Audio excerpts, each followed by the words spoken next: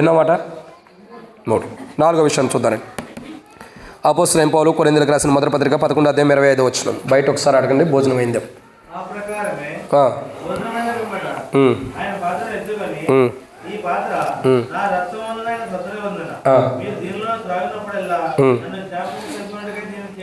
చాలన్న. కాబట్టి ఇక్కడ 4వ మాటను చూస్తున్నాం. అపోస్తలుడైన పౌలు కొరింథీయులకు రాసిన మొదటి పత్రిక 11:25 ఏమని రాయబడుతూ వచ్చిందండి?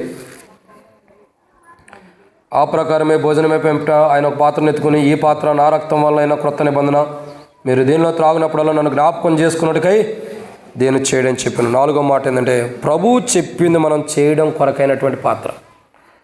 ఎలాంటిదండి ఇది? ఈ ప్రభు రాత్రి భోజనం ఎవరి కోసం? ఎందుకంటే ప్రభు ఏం చెబుతాడో అది చేసిన వారి కోసం. ఎవరి కోసం అండి ఇది? ఎందుకోసం? ఎవరి కోసం అంటే ప్రభువు చెప్పింది చేసేవారి కోసం. ఇక్కడ ఏమంటారు చూడండి.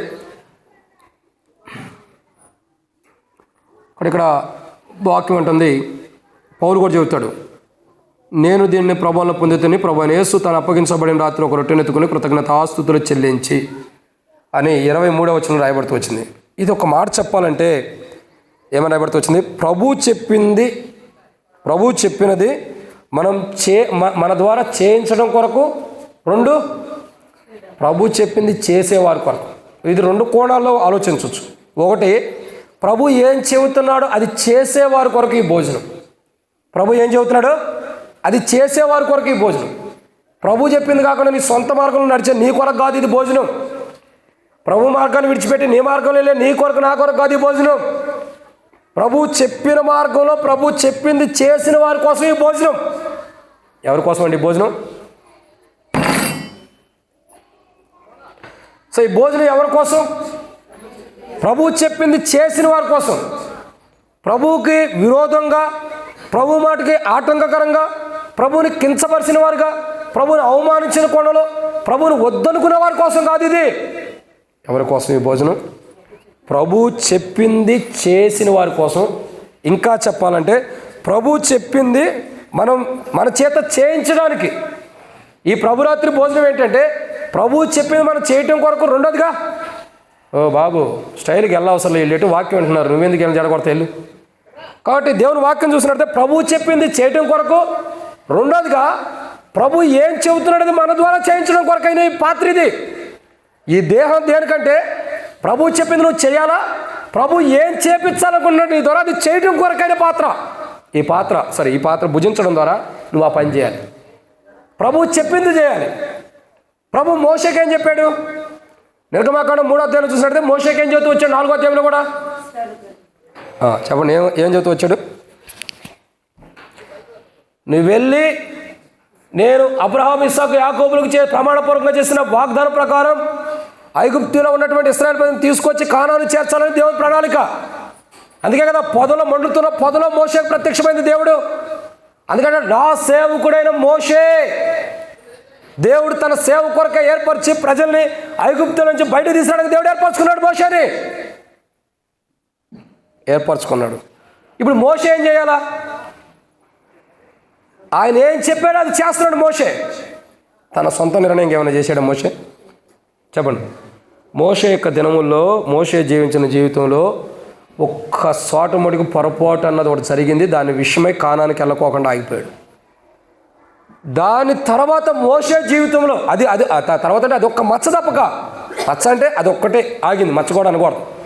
ఆ ఒక్కడ తప్పక మిగతా ఎక్కడ చూసినా మోషే యొక్క జీవితంలో దేవుడు చెప్పిందే చేసేది తప్పక దేవునికి విరోధంగా ఏమైనా చేశాడా? నువ్వు చెబితే నేను చేయాలా ప్రభు అన్నాడా? ఇప్పుడు చాలామంది సేవకుడు చెబితే నువ్వెందుకు చెబితే నేనెందుకు చేయాలా నువ్వు చెబితే అంటారు. ఇప్పుడు సేవకుడికి చెప్పేవాళ్ళు ఎక్కువైపోయారు. సేవకుడు చెబితే వినేవాళ్ళు కాదు, సేవకుడికే చెప్పేవాళ్ళు ఎక్కువైపోయారు ఇప్పుడు. అందుకే మేమే వింటున్నాం మౌనం కూర్చునేక చెవటల్లో. ఇక్కడ గమనించాల్సిన కోణం ఏంటంటే మోషేకి దేవుడు ఏం చెప్పాడో మోషే చేశాడు. మోషే ద్వారా దేవుడు ఏం చేపించాలనుకున్నాడు చేపిస్తున్నాడు. మోషేకి దేవుడు ఏం చెప్పాడో అది చేస్తాడు మోషే. అవునా? తర్వాత దావీదురాజు కూడా చేశాడు. దావీదురాజుకు దేవుడు ఏం చెప్పాడు? చెప్పండి. దావీదురాజుకు దేవుడు ఏం చెప్పాడు? నువ్వు నా మందిరం కట్టించొద్దు అన్నాడు. దావీదురాజు ఏం చేశాడు? దేవుడు అట్టాగంటాడులే, మందిరం కట్టించిన తర్వాత దేవుడే ఉంటాడులే అని చెప్పి ఏదో ఆ దేవుడు చెప్పిన మాట పక్కన దోసివేసి వెళ్ళి మందిరం కట్టించాడా? ఆ మందిరం కట్టడానికి అవసరమైన పాత్రలు సమకూర్చాడే కానీ దాన్ని కట్టలా. ఎందుకని? దేవుడు చెప్పిందే చేశాడు, చెప్పందే చేయట్లా. ఇట్లా చూసుకుంటూ వెళ్తే అబ్రహాము కానీ, ఇస్సాకు కానీ, యాకోబు కానీ, యోసేపు కానీ మన పితరుల యొక్క జీవితాలు మనం చూస్తున్నట్లయితే వాళ్ళందరూ దేవుడు చెప్పిందే చేశారు. దేవుడు ఏం చేపించాలనుకున్న వారి ద్వారా అదే చేస్తూ వచ్చారు. ఇప్పుడు యోసేపు అంటాడు, యోసేపు ద్వారా దేవుడు ఏం చేపించాలనుకున్నాడు చెప్పండి? ఏం చేపించాలనుకున్నాడు?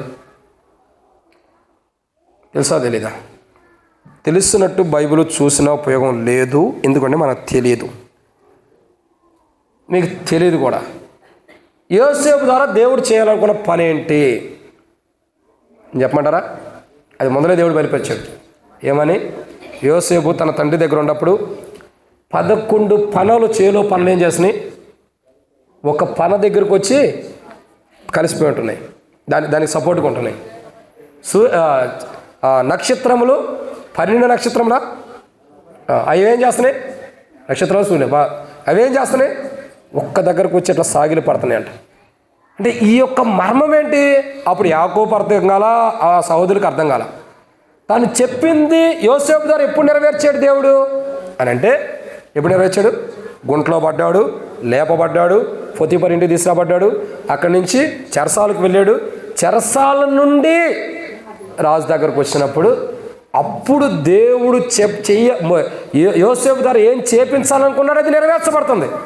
యోసేపు ద్వారా దేవుడు ఏం చేపించాలనుకున్నాడు, ఏం చేపించాలనుకున్నాడు, ఏది యోసేపు చేతి ద్వారా యోసేపుకి చెప్పి ఏం చేయించాలనుకున్నాడు, ఏది చేయాలనుకున్నాడు, యోసేపు ద్వారా ఏది జరిగించాలో దానికి సమయం వచ్చింది. ఎప్పుడు?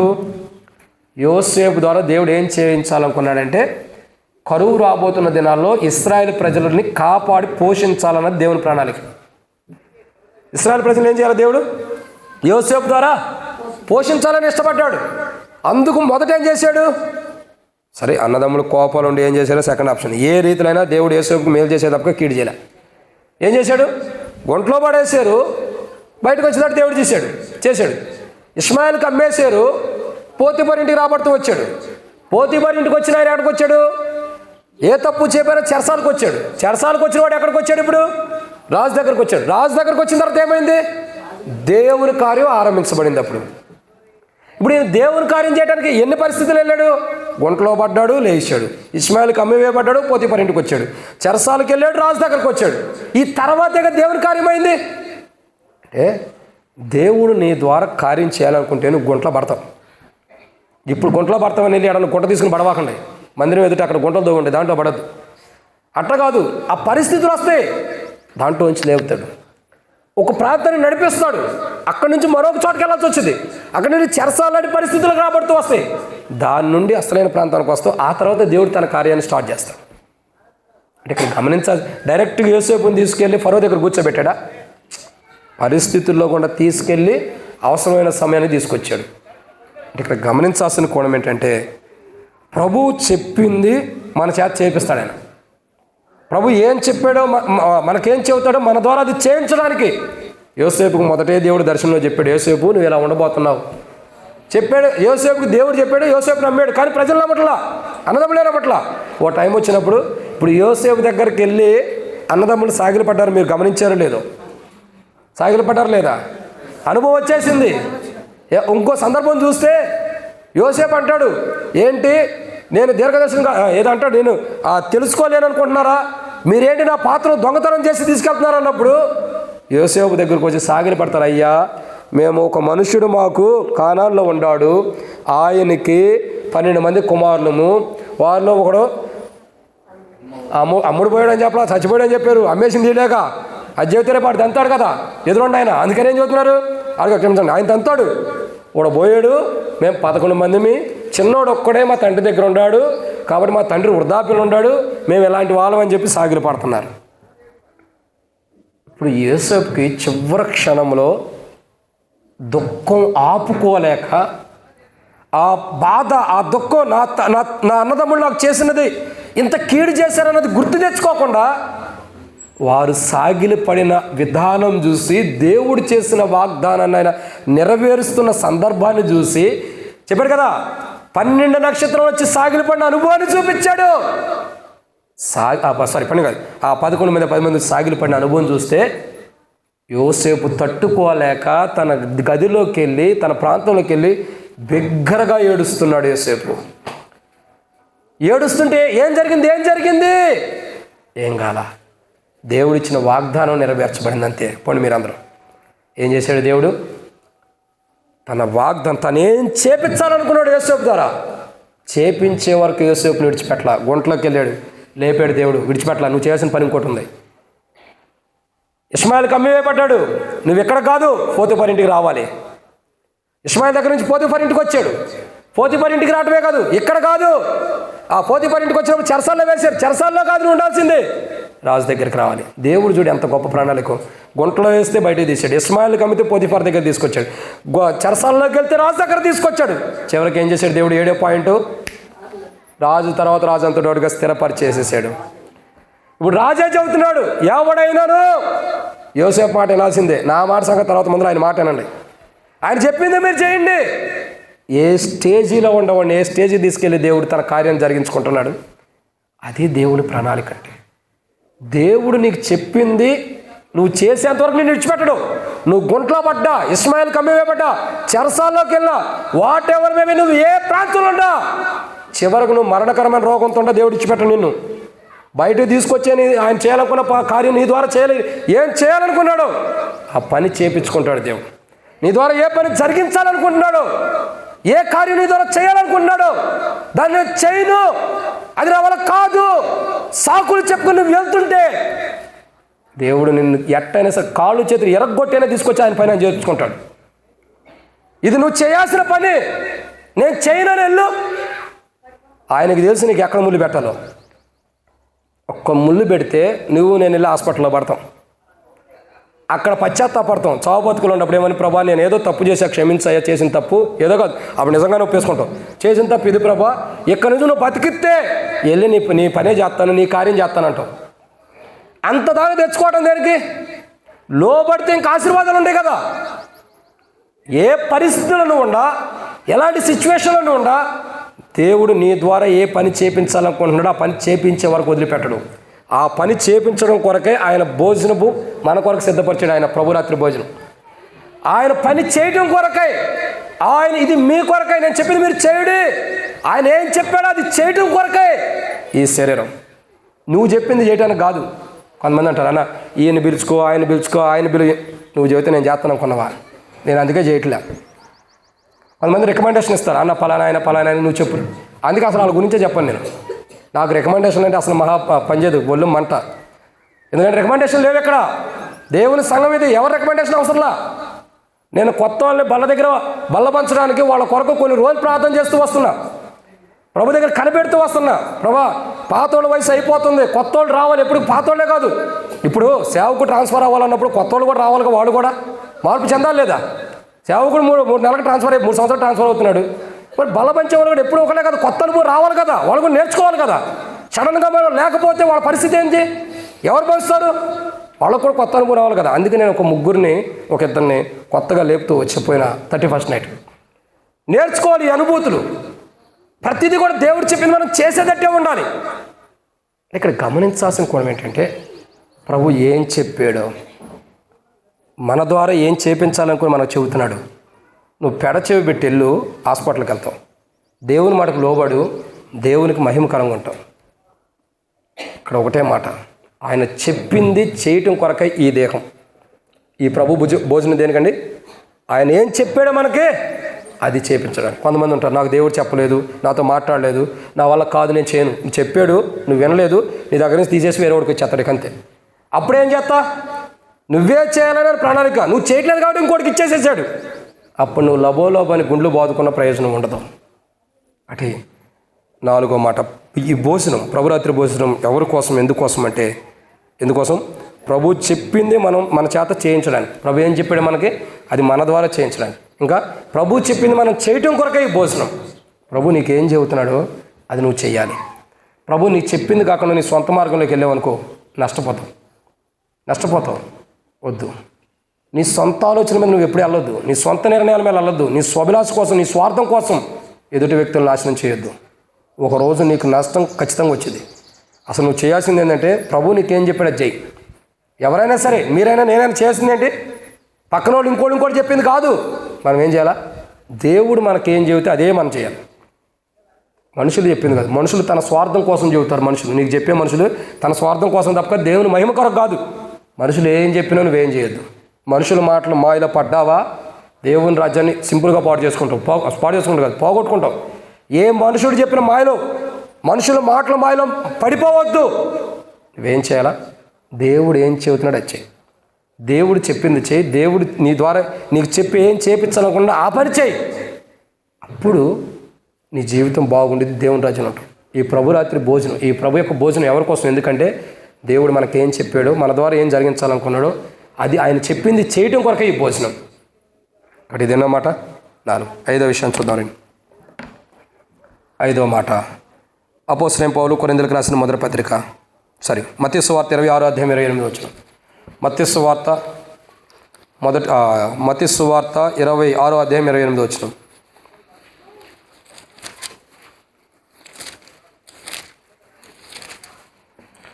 మత్తయి సువార్త 26వ అధ్యాయం 28వ వచనం. ఇది నా రక్తము, అనగా పాప క్షమాపణ నిమిత్తము అనేకుల కొరకు చిందింపబడుచున్న నిబంధన రక్తము. కాబట్టి ఇక్కడ మనం గమనించాల్సిన కోణం ఏంటంటే ప్రియులారా, దేవుని వాక్యం అంటుంది, ఏమంటుందండి? పాప క్షమాపణ నిమిత్తము ఏం చేయబడుతుంది? అనేకుల కొరకు చిందించబడుతున్న నా రక్తం వలన క్రొత్త నిబంధన అని ప్రభు సెలవిస్తూ వస్తున్నాడు. సో ఇక్కడ గమనించాల్సిన కోణం ఏంటంటే దేవుని వాక్యం అంటుంది ఈ యొక్క ప్రభురాత్రి భోజనం ఎవరి కోసం, ఎందుకోసం అంటే మన కోసమే. ఎవరి కోసం అంటే పాప క్షమాపణ పొందినటువంటి వారి కోసం. ఎవరి కోసం అండి ఈ ప్రభురాత్రి భోజనం? పాప క్షమాపణ. ఎవరైతే పాప క్షమాపణ ఉంటారో, ఇది మన పాప క్షమాపణ కలగడం కొరకు చిందించబడిన రక్తమే. కానీ ఈ రక్తం ద్వారా మన పాపాలు క్షమించబడుతున్నాయి.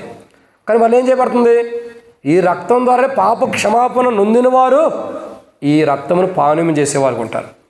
సో ఇప్పుడు మనం చూడాల్సిన మాట ఏంటంటే ఈ భోజనం అన్నది, ఈ పాత్ర అన్నది పాప క్షమాపణ నొంది ఎవరైతే దేవుని ద్వారా ఒక నిబంధన చేపడతారో వాళ్ళ కొరకు ఇది. ఎవరికండి? పాప క్షమాపణ నొంది దేవుని ద్వారా నిబంధన చేయబడిన మనుషుల కొరకు. ఇది అందరి కొరకు కాదు. కానాని ఎవరికి ఇచ్చాడు? కానాని అనే ప్రదేశం ఎవరికి ఇచ్చాడు దేవుడు? ఎవరికి ఇచ్చాడు? ఐగుప్తీయులకి ఇచ్చాడా? ఫిలిప్తీయులకి ఇచ్చాడా? అమాలేకీయులకి ఇచ్చాడా? మోయాబీలకి ఇచ్చాడా? ఎవరికి ఇచ్చాడు కానాని అనే ప్రదేశం? ఎవరికి ఇచ్చారు? పెద్దగా చెప్పండి. ఎవరికి ఇచ్చారు? ఇశ్రాయేలు ప్రజలకు ఇచ్చారు. ఎందుకు ఇశ్రాయేలు ప్రజలకు ఇచ్చాడు? ఎందుకంటే వాళ్ళు మాత్రమే దానికి అర్హులు. వాళ్ళతో దేవుడు ఒక నిబంధన చేశాడు. వారి పితరులతో దేవుడు ఒక నిబంధన చేశాడు. అబ్రహాము యాకోబు ఇస్సాకులతో దేవుడు చేసిన నిబంధన. ఆ నిబంధన ఉంది కాబట్టి ఆ నిబంధన ప్రకారం వారిని క్షమించంటే వారి పిల్లల్ని క్షమించి కానాన్లో ప్రవేశించేటట్టు దేవుడు చేస్తూ వచ్చాడు. ఇక్కడ గమనించాల్సిన కోణం ఇదే. ఎవరైతే పాప క్షమాపణ నొంది ఉంటారో, ఎవరైతే పాప క్షమాపణ అనుభవంలో ఉంటారో, ఎవరైతే పాప క్షమాపణ కలిగి ఉంటారో వాళ్ళతో దేవుడు ఒక నూతన నిబంధన చేస్తున్నాడు. ఆ దేవుని ద్వారా నూతన నిబంధన చేయబడిన వారు ఏం చేయబడాలా? ఆ యొక్క శరీరంలో, ఆ రక్తంలో పాల్గొనడానికి యోగ్యులు. సో మనకి దేవుని నిబంధన లేనప్పుడు, మనతో దేవుడు నిబంధన చేయనప్పుడు మనం ఏంటి? బైబిల్లో ఉంది. మనం ఒకప్పుడు పూర్వం ఎలాంటి వారు? నిబంధన లేని వారు. పూర్వం మనం ఎలాంటి వారు? నిబంధన లేనటువంటి వారు, వాగ్దానాలు లేనటువంటి వారు పూర్వం. ఇప్పుడైతే వాటిని స్వతంత్రించుకున్నాం. అది యేసు ప్రభు వారి యొక్క కలువరిశిల ద్వారా ఆయన కార్చిన రక్తం ద్వారా ఇప్పుడు నిబంధన స్వతంత్రించుకుంటున్నాం, అది పొందుకుంటున్నాం. బట్ ఒకప్పుడు మనకు అది లేదు. నిబంధన లేని వారు, పరదేశులుగా ఉంటూ వచ్చాం, పరవాసులుగా ఉంటూ వచ్చాం. ఇప్పుడు ఆ నిబంధన కలిగిన వారు ఉన్నాం. అయితే ఇక్కడ గమనించాల్సిన కూడా ఆ నిబంధన, ఒక కొత్త నిబంధన దేవుని ద్వారా ఎవరికి చేయబడుతుందో వాళ్ళు మాత్రమే భోజనం భుజించాలి. ఎవరికి చేయబడుతుంది ఇది? ప్రభురాత్రి భోజనం ఎవరికంటే పాప క్షమాపణ నొందిన వారికి. ఎవరికండి? పాప క్షమాపణ నొంది దేవుని ద్వారా నూతన నిబంధన చేయబడుతున్న వారికి. ఇప్పుడు మనలో కదా మనకు పాప క్షమాపణ లేదనుకోండి, మన జీవితంలో పాప క్షమాపణ అనుభవం లేదనుకోండి, మన కొరకు కాదు ఈ భోజనం వల్ల. ఈ భోజనం ఎవరి కొరకు అండి? పాప క్షమాపణ. ఫస్ట్ ఆయన రక్తం ఖర్చాడు. ఎందుకొరకు ఖర్చాడు? మన పాపాలు క్షమించడానికి. ఆ రక్తంలో పాల్గొనే వాళ్ళు ఎలా ఉండాలి? పాప క్షమాపణ నొందిన వారుగా పాల్గొనాలి. ఆయన కార్చిన రక్తమేమో మన పాపాలు క్షమించడానికి, ఆ రక్తంలో పాల్గొనేవారు ఎలా ఉండాలా? పాప క్షమాపణ నొందిన వారుగా పాల్గొనాలి. ఇక నువ్వు పాపం చేసి మళ్ళా ఆ రక్తం తాగితే పాపాలు పోతాయి అనుకుంటున్నావేంటి? ఆల్రెడీ కడిగి పెట్టాడు కదా, మరలా ఇంకేంటి? సో ఇక్కడ గమనించాల్సిన కోణం ఏంటంటే, పాప క్షమాపణ నొందినటువంటి వారికి, ఎవరైతే పాప క్షమాపణ నొంది కొత్త నిబంధన దేవుని ద్వారా చేయబడతారో, దేవుడు ఎవరికైతే పాప క్షమాపణ నుంచి ఎవరికైతే నూతన నిబంధన ఇస్తాడో, నూతన నిబంధన ఎవరికైతే చేస్తాడో, నూతన వాగ్దానం ఎవరికి చేస్తాడో, వారు ఆ బలలో పాల్గొనడానికి యోగ్యులు. సో దీన్ని బట్టి మనం ఏం చేయాలి? పాప క్షమాపణ కలిగి ఉండాలి. ఇప్పుడు మన ప్రశ్న ఏంటంటే, అసలు గత వారం బల దగ్గర పాల్గొన్నప్పుడు మన పాపలు ఒప్పుకున్నామా లేదా? చెప్పండి, ఒప్పుకున్నావా లేదా? నేను పొద్దు నుంచి టిఫిన్ కూడా చేయలేదు, త్వరగా ముగిచ్చేస్తా. అక్కడ మిమ్మల్ని కూడా ఎక్కువసేపు ఉంచున్నాం. అక్కడ చూడండి, పోయిన వారం బల దగ్గరికి వచ్చినప్పుడు పాపలు ఒప్పుకున్నామా లేదా? పెద్దగా చెప్పండి. ఒప్పుకున్న వాళ్ళు మాత్రమే చెప్పండి. ఒప్పుకోలేదంటే మీరు ఇంకా అయోగ్యంగా పాల్గొన్నారని అర్థం. ఒప్పుకున్నారా లేదా? ఒప్పుకున్నారు. ఒప్పుకున్న తర్వాత ఏం చెప్పండి? ఆ పాపాలు మళ్ళీ ఈ వారం కూడా వచ్చినాయి. ఎమ్మటే వచ్చినాయి. రావా? అయ్యో, పోయిన వారం ఒప్పుకున్న పాపాలు ఈ వారం బల దగ్గరికి వచ్చినాయా లేవా? వస్తాయా రావా? రావు కదా. ఇదే మాట మీరు గుర్తుపెట్టుకోండి. సూటి పరిస్థితిని అడగబోతున్నా. గత వారం ఒప్పుకున్న పాపాలు మరలా ఈ వారం దాకా రావు కదా. ఈ వారం వస్తాయా? రావు అన్నప్పుడు గత వారం అబద్ధం ఆడేవని ఒప్పుకున్నావు దేవుని దగ్గర. గత వారం పాపలో పడిపోయిన ప్రభాని ఒప్పుకున్నావు కదా. గత వారం పాప జీవితాన్ని జీవించే ప్రభా, క్షమించు ప్రభు, ఒక్కసారి కానీ బల దగ్గరికి వచ్చావు కదా, అంటే క్షమించబడి కదా. మరి ఈ వారం మళ్ళీ ఎందుకు అదే జీవిస్తూ వచ్చావు? పోనీ జీవించావు లేదన్నది నువ్వు అర్థం చేసుకో. ఇప్పుడు నీలో పాపం ఉందా లేదా? పాపపు మాటలు ఉండయా లేవా? పాపపు ఆలోచనలు ఉండయా లేవా? పాప ఆలోచన బూతి మాటలు ఎన్ని తిట్టలేవు? రోడ్డు మొత్తం మందే, గలీ మొత్తం. మరి మందిరానికి వచ్చాము నేను తిట్టలేదన్నా అంటే ఆడ సాక్ష్యం ఇస్తారు గల్లీలో ఉండేవాళ్ళు. కానీ మనం అబద్ధం ఆడినంత మాత్రం పోతుంది, దేవుని దృష్టిలో ఉంటుంది. గత వారం ఏ పాపానికి క్షమించబడిందో ఇక అది లేదు. ఇక తుడిచిపెట్టేశాడు దాన్ని. తుడిచిపెట్టిన తర్వాత ఈ వారం మరలా ఎలా వచ్చింది అది? ఇప్పుడు నేను ఒక మాట చెప్తా చూడండి. ఒక చచ్చిపోయిన వ్యక్తి పోయిన వారం బలలో పాల్గొన్నాడు, తర్వాత ఈ వారం అంతా లేట్ చచ్చిపోయాడు ఎవరన్నా, మళ్ళీ ఈ వారం బల వచ్చింది కానీ చచ్చిపోయిన వాడు లేచి మరి బల దగ్గరికి వస్తాడా? బల దగ్గరికి వస్తే ఒక్కడు ఉండవు. చెప్పండి, పోయిన వారం బలలో పాల్గొన్న వ్యక్తి చనిపోయిన వ్యక్తిని సమాధి చేసిన తర్వాత చచ్చిపోయిన ఆయన ఈ ఆదివారం ప్రభు దినం కదా, ప్రభు పునరుద్ధాన దినం బల దగ్గరికి వస్తే వస్తాడు? అసలు రాడు. మన దరిద్రం కొద్ది వస్తే ఏం చేస్తాం? అన్నా బాగుండవా, తిరిగి లేసి వచ్చావన్నా, ఎంత గొప్పడు అన్నా, పునరుద్ధానం కలిగిందని కౌగులించుకుంటామా?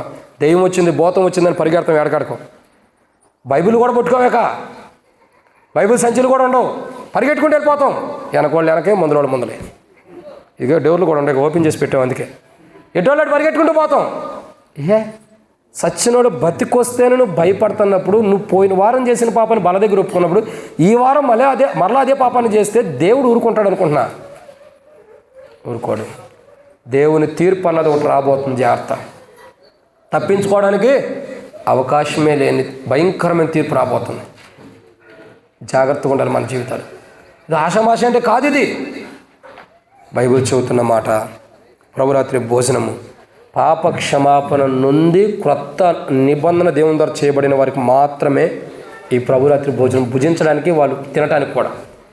ఈ ప్రభురాత్రి భోజనం వారు పాప క్షమాపణ నొందారు కాబట్టి వారి కొరకు. ఎవరి కొరకు? ప్రభురాత్రి భోజనం పాప క్షమాపణ నొందిన వారి కొరకు.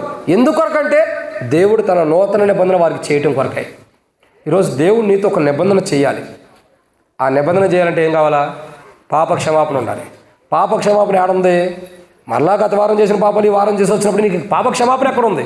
పోయి గత వారం నీ పాపాలు క్షమిస్తే ఈ వారం దేవుడు ఒక నిబంధన చేయడానికి సిద్ధంగా ఉంటాడు. కానీ నీలో పాపం ఉండకూడదు. కానీ గత వారం చేసిన పాపాలు ఉన్నప్పుడు ఈ వారం నీతో నిబంధన ఎలా చేస్తాడైనా? ఆయన నిబంధన చేయాలంటే నీలో పాపం ఉండకూడదు. పాపాన్ని గత వారం క్షమించాడు, ఈ వారం నిబంధన చేయడానికి ఇష్టపడుతున్నాడు. గత వారం క్షమించిన పాపాలు మళ్ళీ ఈ వారం వచ్చినప్పుడు ఈ వారం ఆయన క్షమించాలా, నిబంధన చేయాలా? చెప్పండి, క్షమించాలా, నిబంధన చేయాలా? క్షమించాల్సింది కదా. అంటే గత వారం చేసిన పాపాలు ఈ వారం కూడా చేసుకుంటూ వస్తే ఈ వారం కూడా క్షమిస్తే ఆయన నిబంధన నీతో ఎప్పుడు చేస్తాడు? ఇంకా నిబంధన లేని పరదేశులుగా ఉంటున్నాం అంతే. బలలో పాల్గొంటున్నాం. నిబంధన లేని, వాగ్దానం లేని, ఎటు పోవాలో తెలియని పరదేశులుగా ఉంటూ వస్తున్నాం. అది ఎటు పోవాలో తెలియనప్పుడు, ఏ దేశానికి వెళ్ళాలో తెలియనప్పుడు, ఏ పునాదులు గల పట్టణానికి వెళ్ళాలో తెలియనప్పుడు నువ్వు ఇంకా బలలో ఎందుకు పాల్గొంటాం? తెలుసుకుని వచ్చి పాల్గొను, తెలియకపోతే పాల్గొనదు, అది నష్టం. సో ఇది అన్నమాట. ప్రభురాత్రి భోజనం ఎవరి కొరకంటే పాప క్షమాపణ అందిన వారి కొరకు. ఎందుకొరకంటే వారితో ఒక నిబంధన చేయటం కొరకాయ, కొత్త నిబంధన చేయటం కొరకాయ. ఇది 5వ మాట. 6వ విషయం చూద్దారండి. అపోస్తలుడైన పౌలు కొరింథీయులకు రాసిన మొదటి పత్రిక 11:31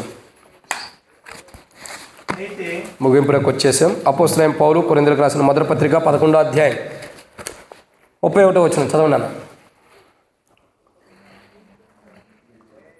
అయితే మనమే విమర్శించుకున్న యెడల తీర్పు పొందకపోదుము.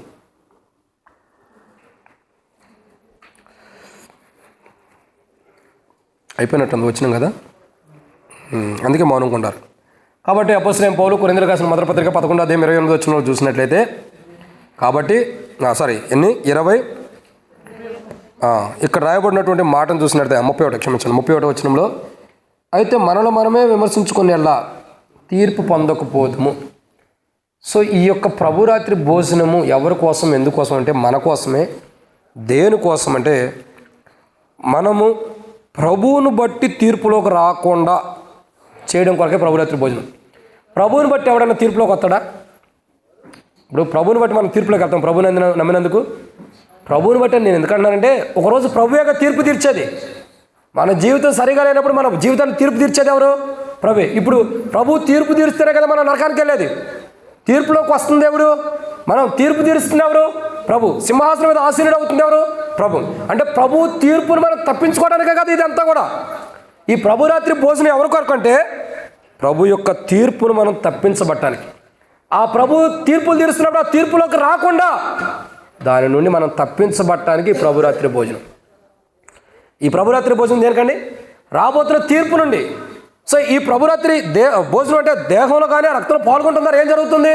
అపోస్తలుడైన పౌలు రోమీయులకు రాసిన పత్రిక 5:9 అపోస్తలుడైన పౌలు రోమీయులకు రాసిన పత్రిక 5:9 చదవండి త్వరగా. అపోస్తలుడైన పౌలు రోమీయులకు రాసిన పత్రిక 5:9 కాబట్టి ఆయన రక్తం వలన ఇప్పుడు నీతిమంతులుగా తీర్చబడి అది ఇక్కడ ఈ తీర్పు భయంకరమైన తీర్పు, రాబోతున్న ఉగ్రతతో కూడిన తీర్పు.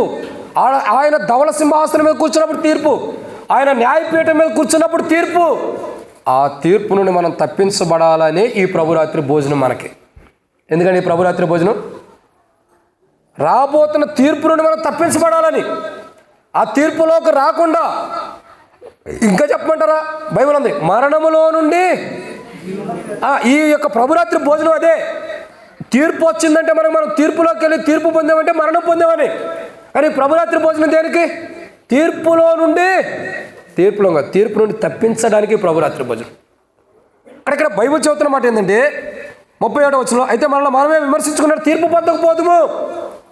ఈ ప్రభురాత్రి భోజనం ఎవరి కొరకు? తనను తాను విమర్శించుకునే వారి కొరకు. ఎందుకు? అతడు తీర్పులోనికి రాకుండా ఉండటం కొరకాయ. ఎవరి కొరకండి ఈ ప్రభురాత్రి భోజనం? ఎవరి కొరకంటే తనను తాను విమర్శించుకునేవాడి కొరకు. ఎందుకు? అతడు తీర్పులోకి రాకుండా చేయటం కొరకాయ.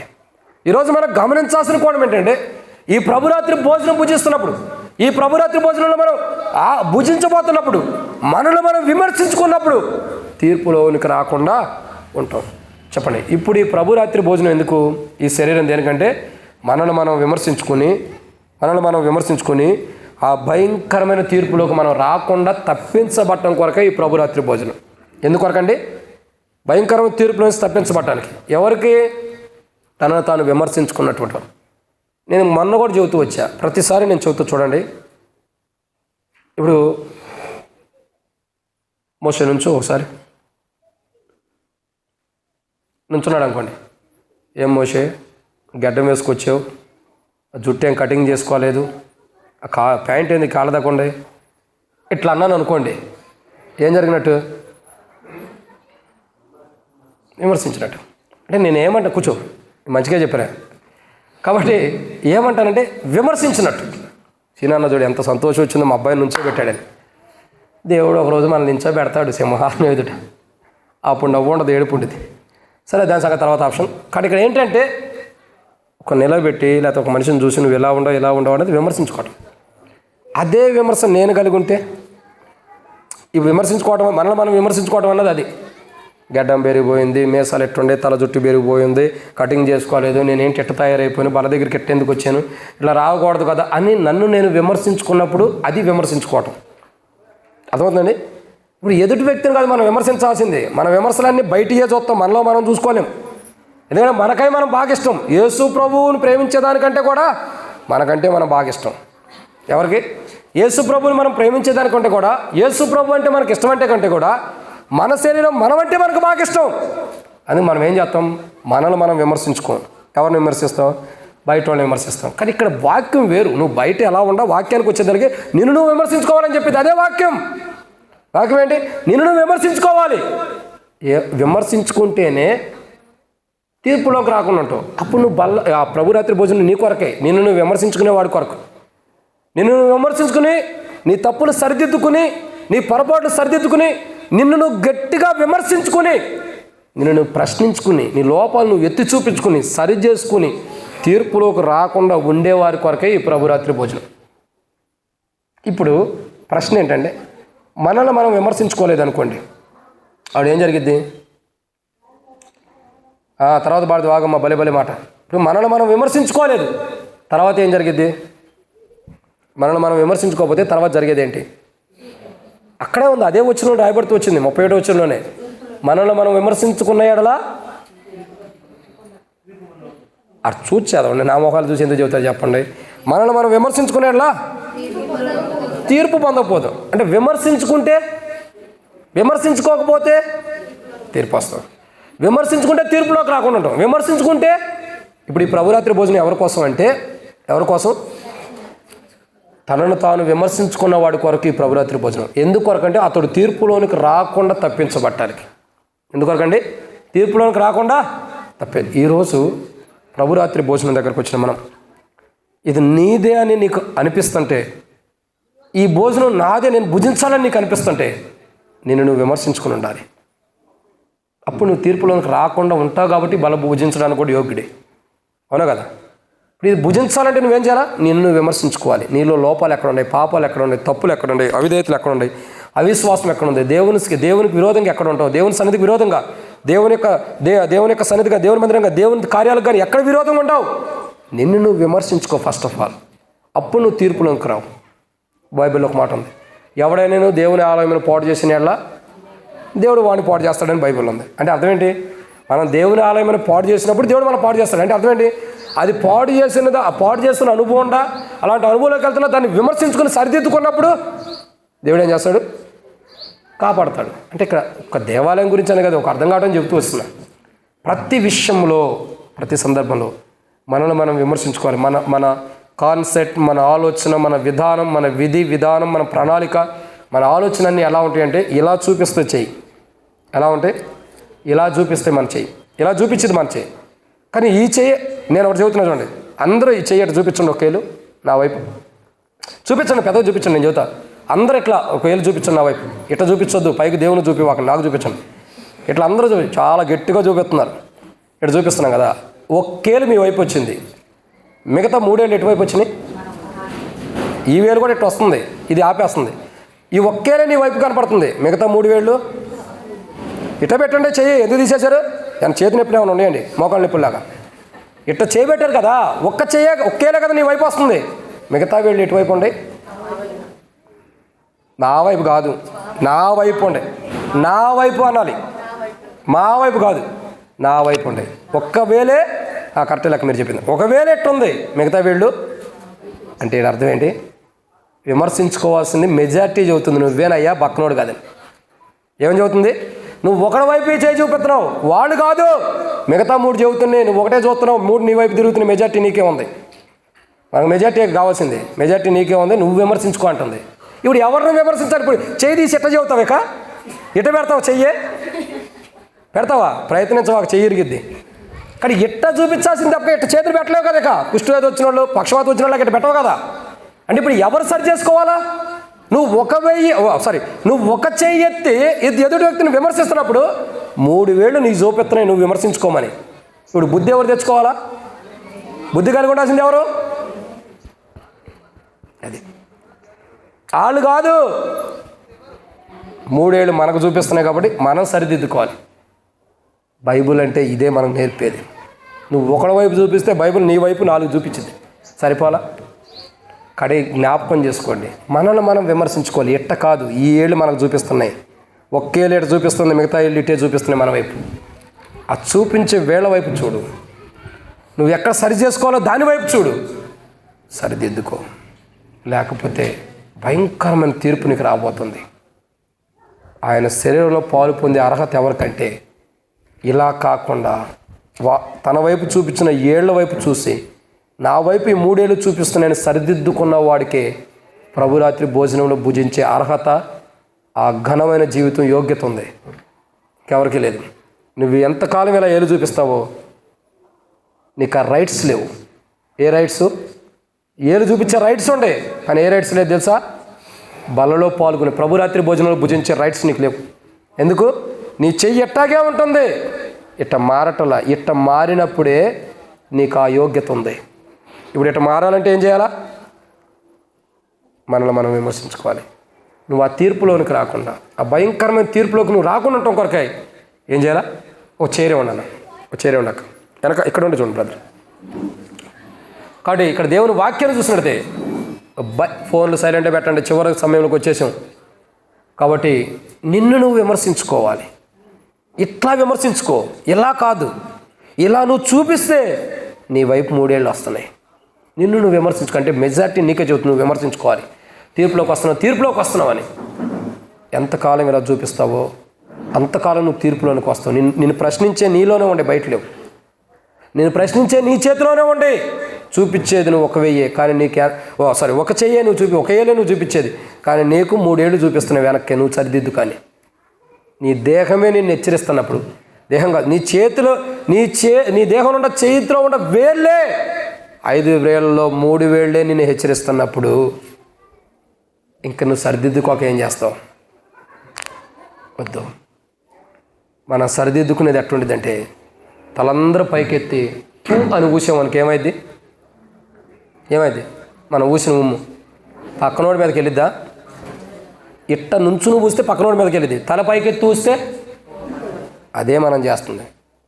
మనం సరిదిద్దుకోవట్లా, దాన్ని ఓస్తున్నాం, అది వచ్చి మన ముఖం మీద పడుతున్నాం, పక్కనోడి మీద పడుతున్నాం. విమర్శించుకో, ప్రశ్నించుకో, నిన్ను నువ్వు సరిదిద్దుకో. నిన్ను నువ్వు విమర్శించుకునే ఎలా రాబోతున్న తీర్పు నువ్వు తప్పించబడతావు. ఇది 6వ మాట. ముగిద్దాం. 7వ విషయం. అపోస్తలుడైన పౌలు కొరింథీయులకు రాసిన మొదటి పత్రిక. అపోస్తలుడైన పౌలు కొరింథీయులకు రాసిన మొదటి పత్రిక 11వ అధ్యాయం 23వ వచనం. ముగిస్తున్నాను. నేను నీకు అప్పగించిన దాన్ని ప్రభువుగా పొందితేనే ప్రభువైన యేసు తన అప్పగింపబడిన రాత్రి ఒక రొట్టెను ఎత్తుకొని కృతజ్ఞతాస్తుతులు చెల్లించి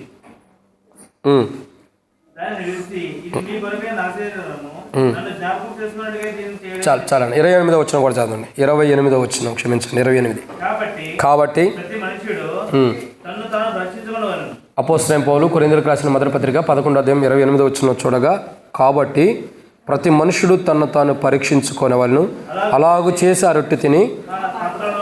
అది ఈ ప్రభురాత్రి భోజనం ఎవరి కోసం అంటే తనను తాను పరీక్షించుకోవాలి. విమర్శించుకోవడం వేరు, విమర్శించుకోవడం అంటే క్షుణ్ణంగా పరీక్షించుకోవడం కూడా అవసరం. తనను తాను పరీక్షించుకున్నటువంటి వాడికి ఈ ప్రభురాత్రి భోజనం సిద్ధపరచబడింది. ఇంకా రాయబడుతున్న మాట చూడండి.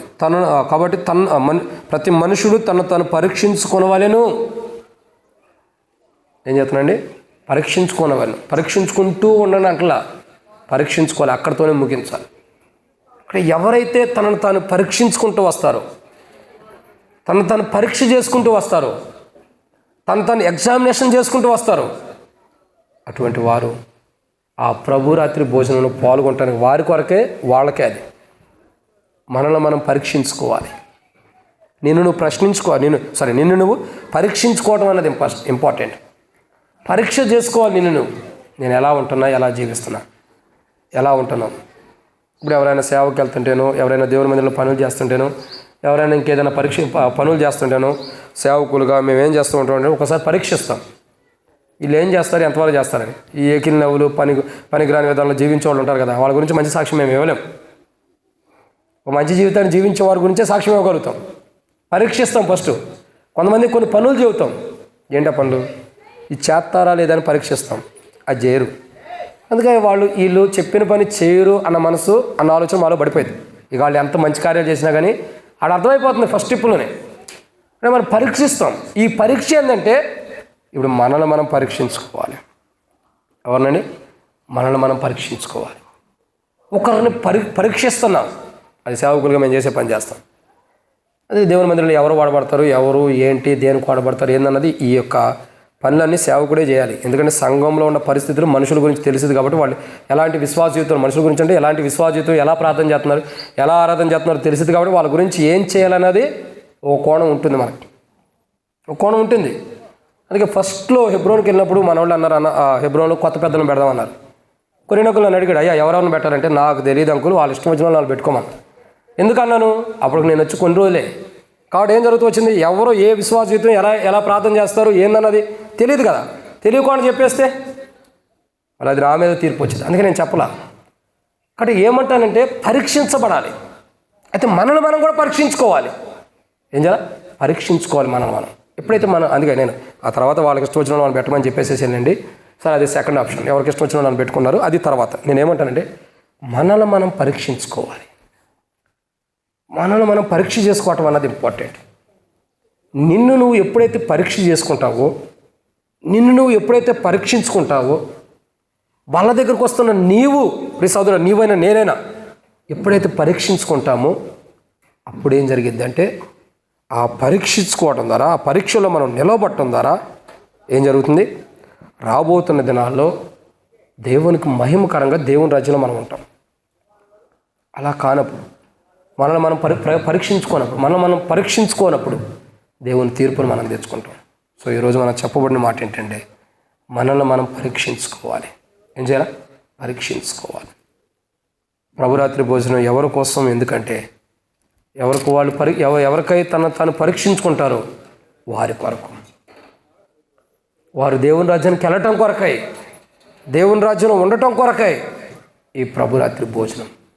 సో ఈ ప్రభురాత్రి భోజనం ద్వారా మనం ఏం చేయాలా చెప్పండి? ఈ ప్రభురాత్రి భోజనం ద్వారా చెప్పండి, ఈ ప్రభురాత్రి భోజనం మనం భుజించాలంటే మనల్ని మనం పరీక్షించుకోవాలి. ఎప్పుడైతే మనల్ని మనం పరీక్ష చేసుకుంటామో, మనల్ని మనం మన దేహంలో ఉన్న ప్రతిదీ కూడా పరీక్షించుకుంటూ ఇది ఎందుకు ఇలా ఉంది, ఇలా ఎందుకు ఉండాలి, ఇలా ఉండకూడదు కదా, ఇలా జీవించకూడదు కదా, ఇలా నేను ఉండకూడదు కదా, ఇలా ప్రవర్తించకూడదు కదా, నేను దేవుని పెట్టి రక్షించబడ్డాను కదా, ఇలా నేను ఉండాలి కదా, ఇలా ఎందుకు ఉండలేదు అని మనల్ని మనం పరీక్షించుకోవాలి. ఎప్పుడైతే ఆ పరీక్ష మనలో జరిగిద్దో అప్పుడు ప్రభురాత్రి భోజనంలో మనం భుజించడానికి, ప్రభు యొక్క భోజనాన్ని భుజించడానికి యోగ్యులం. అది జరగనప్పుడు యోగ్యులేం కాదు. సో ఇక్కడ చెప్పబడిన మాట ఏంటంటే ఈ ప్రభురాత్రి భోజనం మనం పరీక్షించుకోవడానికి ఇవ్వబడినటువంటి పాత్ర ఇది.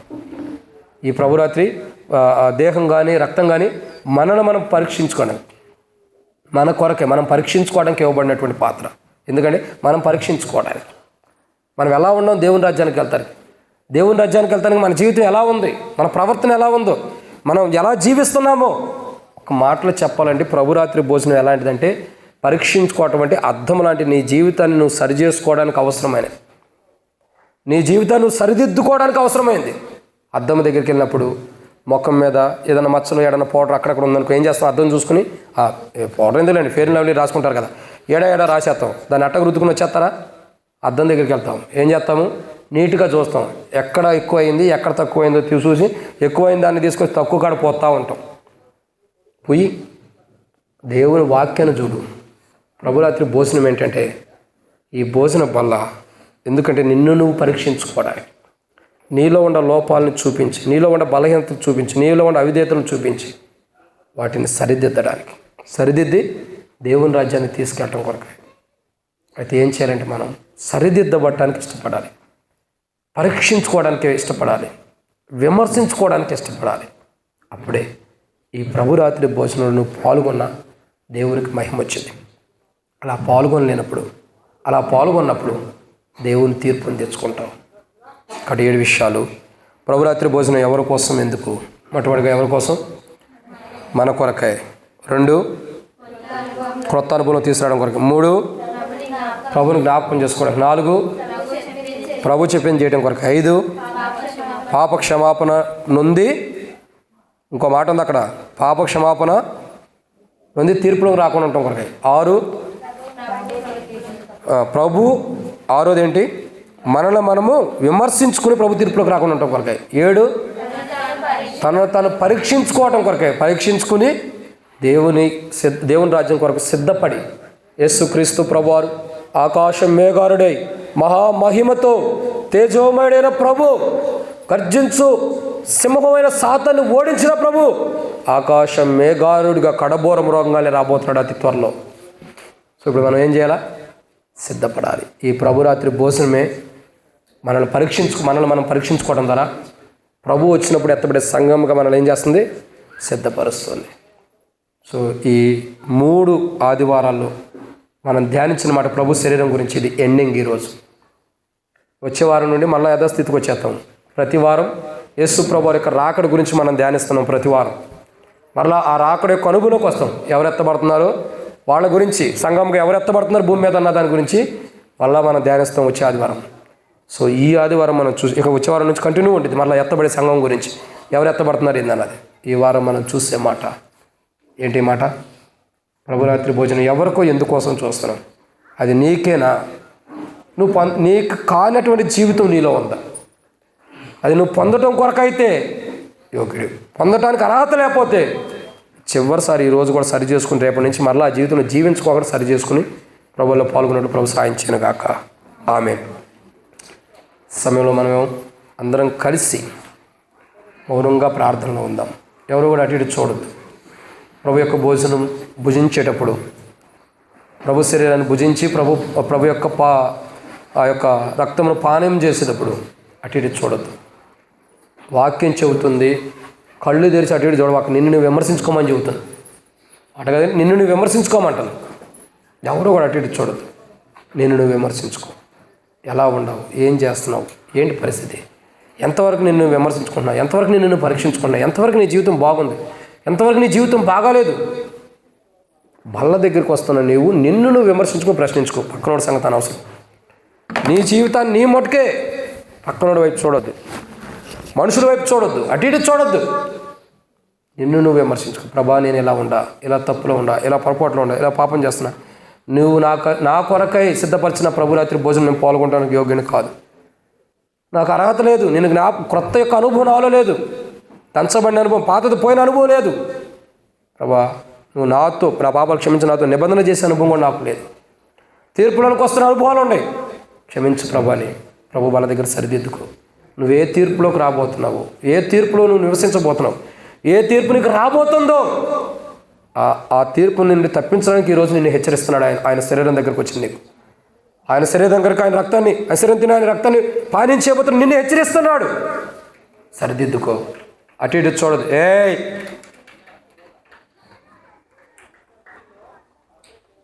అటు ఇటు చూడొద్దు. నేను నువ్వు విమర్శించుకో. ప్రభా నేను ఇలా ఉండా. కళ్ళు తెరిచి చూడదు. ప్రభా నేను ఇలా ఉండా, ఇలాంటి జీవితం నాది, ఇలాంటి ప్రవర్తన నాది, నన్ను క్షమించు ప్రభా, నన్ను సరిదిద్దు ప్రభా, నేను ఎలా ఉండా, నేను విమర్శించుకో. ఇప్పుడు నువ్వు విమర్శించుకుంటే ఒకరోజు ప్రభు మధ్యాకాశానికి వచ్చినప్పుడు, సంఘంగా ఎత్తబడినప్పుడు ఇక నువ్వు విమర్శలోకి రావు, తీర్పులోకి రావు. ఇప్పుడు విమర్శించుకోకపోతే ఒకరోజు తీర్పు నీ కొరకు సిద్ధంగా ఉంది. సరిదిద్దుకుని బలలో పాల్గొందాం. ప్రభు నీకు అన్ని విధాలా సరిదిద్ది నిన్ను విమర్శించుకుంటూ బలలో పాల్గొనడానికి అవసరమైన జీవితాన్ని ప్రభు ఇచ్చును గాక. ఆమేన్.